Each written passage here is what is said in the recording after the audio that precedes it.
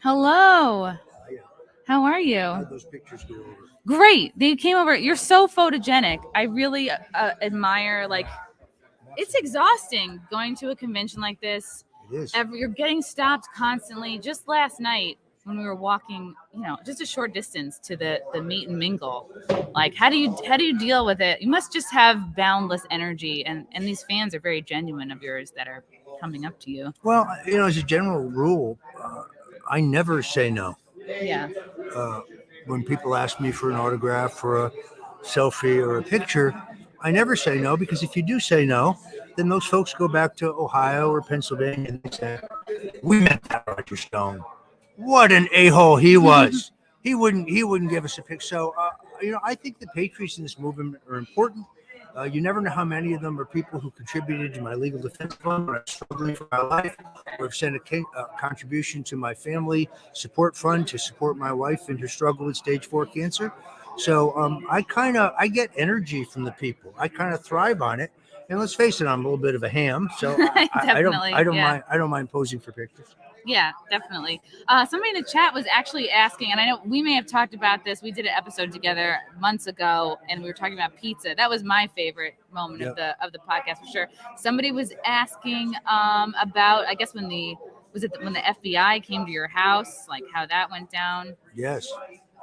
Do you still get asked about that a lot? Well, we had to move out of that house, firstly, because we could no longer afford it, but secondly, between the tour buses pulling up to the front yard. This is the home of Roger Stone, the notorious criminal. And then there were the tour boats pouring up on the canal. So it became kind of a local tourist attraction. I would be out there in a bathing suit waving to people. It really got to be intrusive. I also could no longer afford to live there, having to give up most of my assets to pay my lawyers. But no, the whole thing is somewhat ridiculous.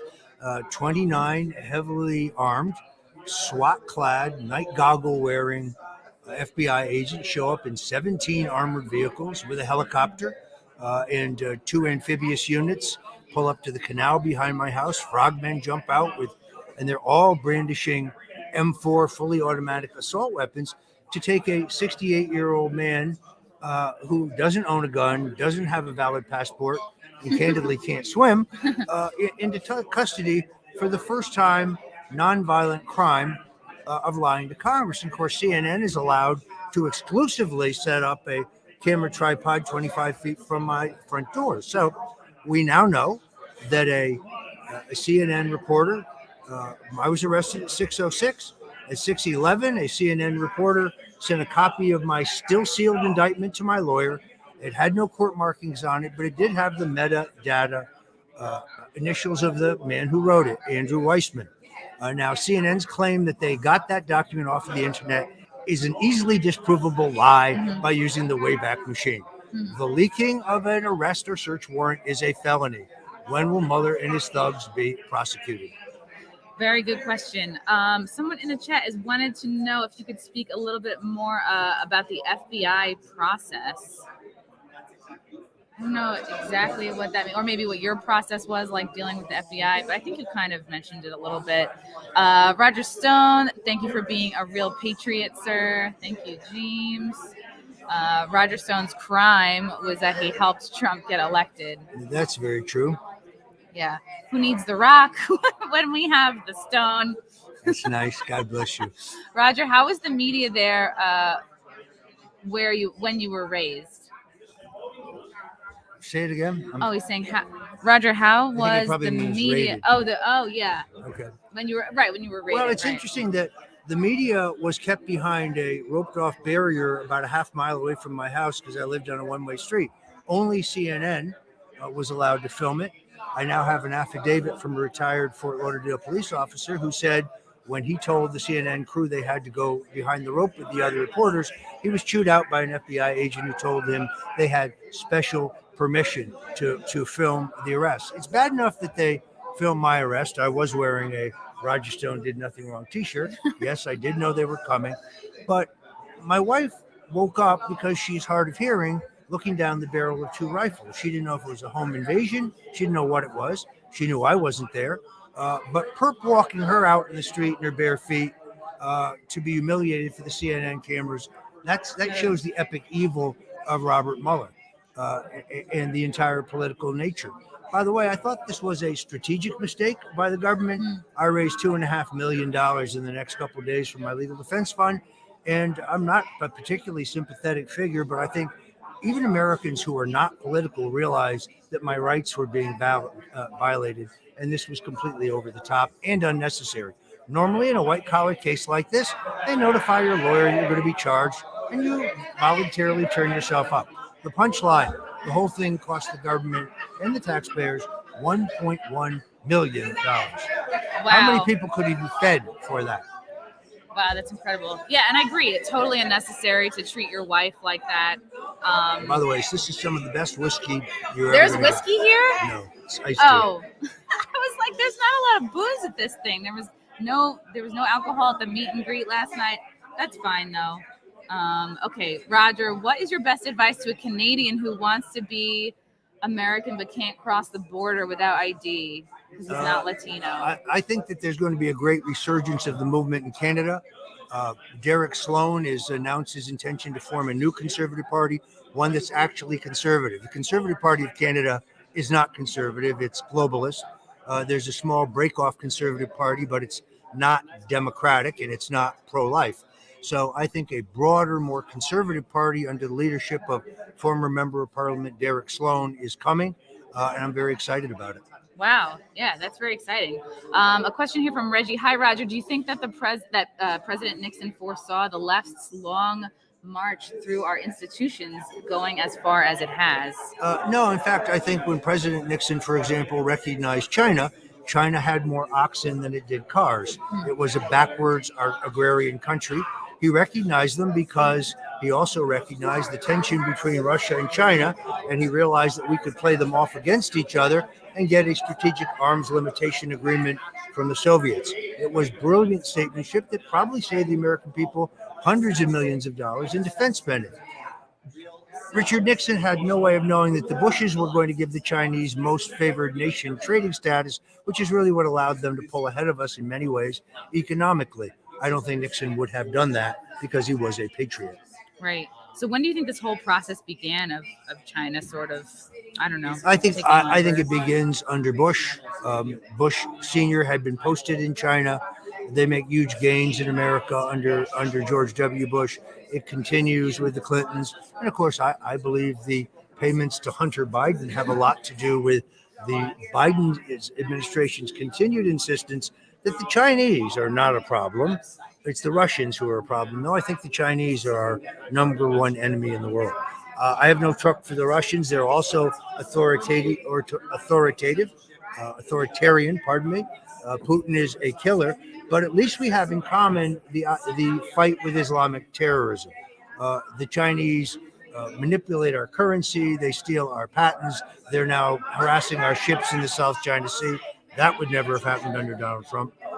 So I think that they're on the march. Have you been keeping up with Trump much? He's lost 25 pounds. He looks great. Wow. Yeah, he looks terrific. Looks to me like a man who may be running again. Okay. Wow. Interesting. And what brings you here to this conference this weekend? I'm a supporter of health freedom. I just think every individual needs to make their own choice, whether it's the treatment of cancer, whether it's the treatment of COVID-19. The idea that the government will mandate what you must do, I find that repugnant. So I'm here because I'm for a health choice. This is an issue that now means a lot more to me that my wife has cancer. And frankly, Ty and Charlene Bollinger's website has been a fountain of information for somebody who has cancer and does not want to go the conventional route of chemotherapy and radiation. I recommend it to anyone who has cancer. I think the information there will save my wife's life. Yeah, and they really, the powers that be want you to feel like that's the only option, and they kind of bully you and scare you into going the conventional route. Question from Michael: what is Mr. Stone's plans to help us put those thugs in their place, or is that classified for now? I would urge you to go to RogerStone'sPlanToSaveAmerica.com. RogerStone'sPlanToSaveAmerica.com. I have a 4-part plan there to save the country. It's a political and constitutional plan. Take a look at it, but it involves mass communications, an ability to use the internet where we cannot be deplatformed, galvanizing people behind laws to reform our election process, cleaning house in the GOP to get rid of the gutless, feckless, spineless country club, white wine swilling rhino Chardonnay, Republican. probably, Right, probably. Ugh, which is the gross. worst kinds. Who are in politics to line their pockets and the pockets of their friends. Absolutely. Thoughts on Australia's response to COVID? It's amazing because I think what we see in Australia is a precursor of what the left would like to do here, and the Australian people seem to be reacting quite negatively. Yeah, they definitely suppress a lot of the lashing out and the protesting. Question from Roger: why wasn't CNN at the Sussman arrest? Isn't it ironic that they were tipped off to Paul Manafort's address, they were tipped off to my arrest, but they were not tipped off to Sussman's arrest? Mr. Durham has a roadmap in that indictment. Whether anybody else will be indicted, there was a lot of laughing when it appeared that I was going to prison. Hillary Clinton supporters say, "Lock him up, ha ha ha." Well, guess what? I'm free, and that trail leads right to her. She's not out of the woods yet. Yeah, prison will be good for her. Oh, that would be great. I think she would look good in orange. Roger Stone is a goddamn G. Thank you for the super chat. From Jeff. Roger, if you had to assign 3 books as required reading to really capture your views, what would you recommend? The first one would be David Ogilvy's book, The Confessions of an Advertising Man. This will tell you everything you need to know about mass communications. It's a very readable book. It was written in 1963, but the lessons there are applicable if you just bring them forward. So if you know how to design a poster, you know how to design the splash page of a website. Secondarily is Stone's Rules, my own book. This is everything I have learned in 40 years in the public arena. There's advice there on politics and strategy, but there's also advice on food, clothing, health, fitness, and style. The third one would be the Bible. I never realized until I returned to the church and redeemed myself and confessed my sins, how practical a book the Bible is. Any problem you have, there's solid advice in the Bible. If you get a guide, and there are many well-written guides that can kind of explain it to you. You got to go to the right places. It may be in Proverbs, it may be in Psalms, but everything you need to know to live in a free society and protect yourself and walk in God's way is in that book. So I think those are the 3 greatest books I would recommend. It's really amazing. Like I spent my whole 20s just like one self-help book after another. And it really, the Bible is such a great resource, and it's kind of it's been there all along. Roger, how bad do you think the supply chain crisis can get? Well, I think it's manipulated. I don't think we have a supply chain crisis. Where was it under President Trump? I don't recall the supply. So I think that this is manipulation, or it is a manifestation of the fact that the Biden administration will pay the average American more money to sit home on their derriere than to go out and get an honest job. So I don't think there are people to unload these ships. But I think this is a manipulated crisis, frankly. And inflation is not transitory. It's here to stay because of the spending and taxing policies of these Democrats. Yeah, that's very interesting. Somebody wanted to know, what were your thoughts on Taiwan and Hong Kong? Well, Hong Kong is a perfect example of why the Chinese communists cannot be trusted. They promised autonomy. There is no autonomy. And Taiwan was our ally, and we need to continue to support their freedom and guarantee against their invasion. It was unrealistic to keep a nation of those many millions of people in the cold. But as I said earlier, when Nixon recognized China and brought them out of the cold to the League of Nations, as it were, he could never have foreseen the way that we would give them the resources to become our strongest enemy. But that is exactly through the most favored nation trading status we have done. Now add to that the online theft of our technology, the manipulation of our currency. These are some bad dudes. Yeah. Do you have hope for the future? Like, obviously with everything going on, medical tyranny, censorship, is there anything that I'm completely optimistic. You know why? Because I believe the Bible. And the Bible tells us that good triumphs in the end. So all we don't know is his plan. You want to make God laugh? Tell him you have plans. He has a plan. Our job is to follow his plan if we're good Christians. But I believe that good will triumph over evil. And I do think this administration is evil. This is not like 1960 when between John Kennedy and Richard Nixon, you just had two different parties with slightly different governing philosophies. If they were both anti-communist, they both loved America, they were both patriotic. The people running the Democratic Party today hate America. They hate the capitalist system. They hate our Constitution. There are 3 drafts that they would like to replace our Constitution with. Wow. It is outrageous to think that the party of John Kennedy and Harry Truman just no longer exists. Yeah, it blows my mind that a parent showing up to a school board meeting could be declared a domestic terrorist simply for having concerns. Well, there's a purpose for that, because under the law, if they can declare you a domestic terrorist, now they don't need a warrant from a judge to arrest you. They can try you in secret. They can incarcerate you in secret. They can even execute you in secret. They can look at your emails, your voice messages, your text messages, and they don't need the approval of a judge. A lot of Republicans voted for this in the Patriot Act. God bless Senator Rand Paul for having the courage to say no. He has been so strong and really a real beacon of hope throughout the last, definitely for years. But I think for a lot of people in the last year and a half, he's just been so strong and such a voice for freedom, really. Well, before Donald Trump came along, when the party nominated Mitt Romney, I left the party of Goldwater and Reagan. I'd been young Republican national chairman, but Mitt Romney was such an obvious fraud and not a conservative that I briefly joined the Libertarian Party. When Donald Trump came back and staged the hostile takeover of the GOP, I rejoined the party of Goldwater, the party of Lincoln. But interestingly enough, the last vote I cast in a Republican presidential primary before switching to the Libertarian Party was for Congressman Ron Paul. Wow. A great man. A great man. Really amazing. Wow. A lot of fans in the chat. Where can we find these 3 drafts for a new constitution? Well, I bet they're probably not out. I read a terrific article on this yesterday. I can't remember, in all honesty, where I saw it. But there's a Soros-backed group that has drafted one. The American Communist Party has drafted one. There's a third one that was funded by the Ford and Rockefeller foundations. You know what? I like the Constitution we have now, and I don't think it needs to be changed. Yeah, I agree. I don't know if you want to touch on this at all. Roger, is Q a psyop? Well, let me just answer your question with a question. Why was Q never banned on Twitter or Facebook until after the election? Interesting. Yeah. I think I have a lot of good friends who follow Q and who like it. I think there are a lot of patriots who are well motivated. I myself am a bit suspicious based on their lack of internet censorship. Yeah.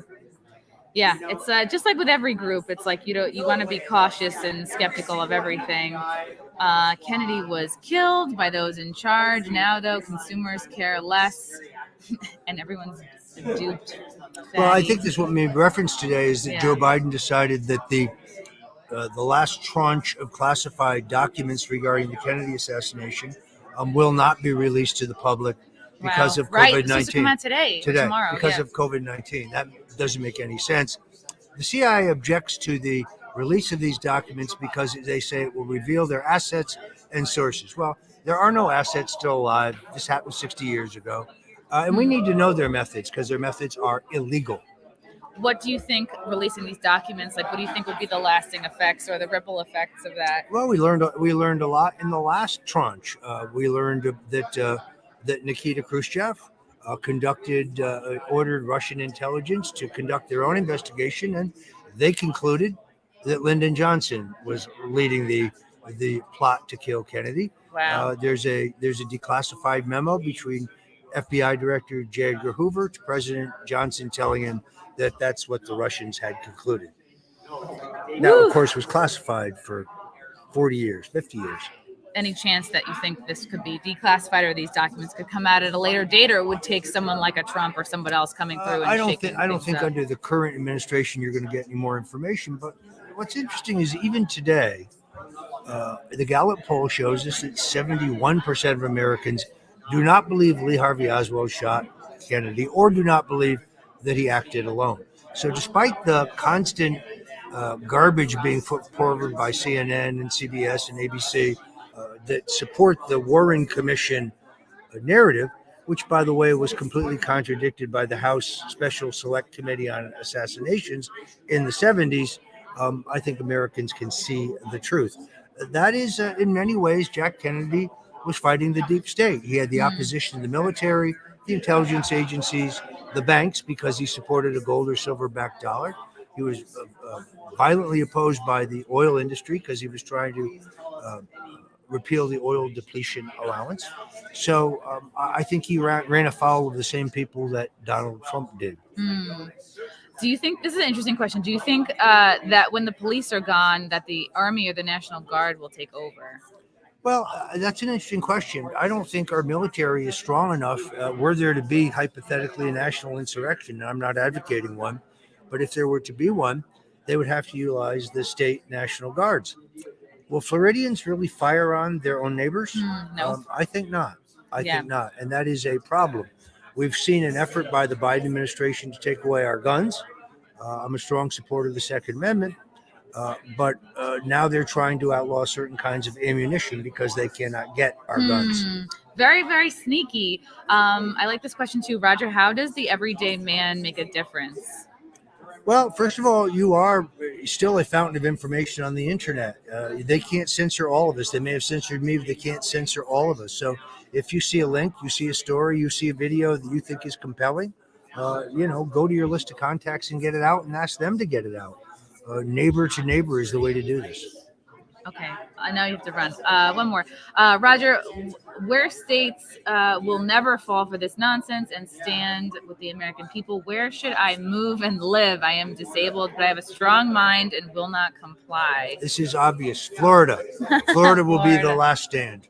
We have a great governor, Ron DeSantis, who's doing a great job, who's taking on the rabid left like no other governor in America. I used to think Texas would be the last stand. I no longer believe that. So South Florida, as they used to say, come on down. Ooh, okay. Roger, thank you so much. Thank you. Great. God bless you. I know you're a busy man. Thank Appreciate you. the time. Yep. Good to see you again. Great to be here. Thank you, chat. Everyone's so excited to see you. Ooh, can Trump win again? I think so. I want to be optimistic about that. He can definitely win again. I think he's our strongest candidate. I think I don't know whether he will run again, but I think he must run again. Yeah. Do you feel like a large percentage of the population became sort of, I don't know, disillusioned or disappointed with how Trump sort of finished out his term, or maybe what he didn't do or who he didn't pardon towards the end? I think every president makes some mistakes, but I think by and large, Trump supporters are very intense and still with him. Yeah. And there's a big presence certainly here, like, independent kind of like conventions like this, and it's exciting to see. Absolutely. Yeah. Thank you so much. Thank Great you. to see you again. Great to see you.